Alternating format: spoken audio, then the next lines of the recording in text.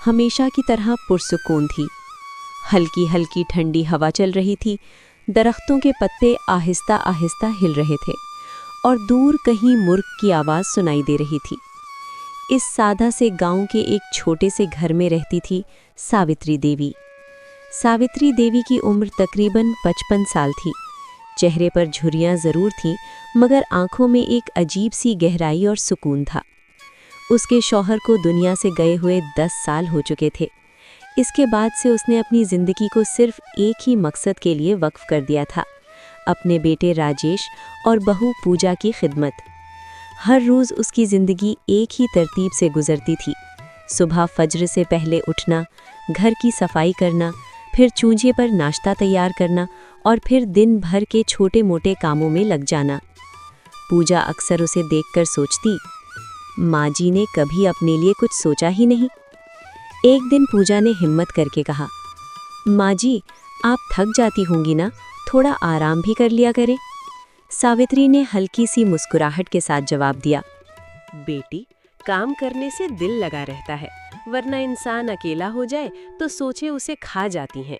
ये बात सुनकर पूजा खामोश हो गई, क्योंकि वो जानती थी कि सावित्री के दिल में कहीं न कहीं तन्हाई छिपी हुई थी। सावित्री को कभी भी सजावट, फैशन या घूमने फिरने का शौक नहीं था। गांव में जब भी कोई शादी, मेला या खुशी का मौका होता, पूजा उसे कहती, माँ जी चले ना, सब लोग जा रहे हैं। लेकिन सावित्री हमेशा एक ही जवाब देती, तुम लोग जाओ, मुझे इन सब चीज़ों का शौक नहीं। असल में वो शौक नहीं, बल्कि एक आदत बन चुकी थी, खुद को खुशियों से दूर रखने की आदत। एक दिन दोपहर के वक्त पूजा अपनी सहेली से फ़ोन पर बात कर रही थी। हाँ, हम सब शादी में जा रहे हैं, बहुत बड़ी शादी है, पूरा गांव आएगा। सावित्री ये सब सुन रही थी, मगर उसने कोई प्रतिक्रिया नहीं दी।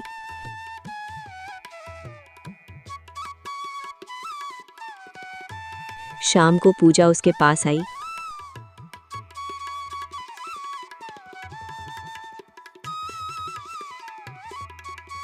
माँ जी, कल शाम को शादी है, आपको हमारे साथ चलना होगा। सावित्री ने फौरन इनकार कर दिया। नहीं बेटी, तुम लोग जाओ, मुझे भीड़ भाड़ पसंद नहीं। पूजा ने इस बार हार नहीं मानी। माँ जी, कभी तो अपने लिए भी जी ले, हर वक्त दूसरों के लिए जीना भी ठीक नहीं होता। ये बात सावित्री के दिल को छू गई। अच्छा, चलूंगी। पूजा खुश हो गई। सच माँ जी,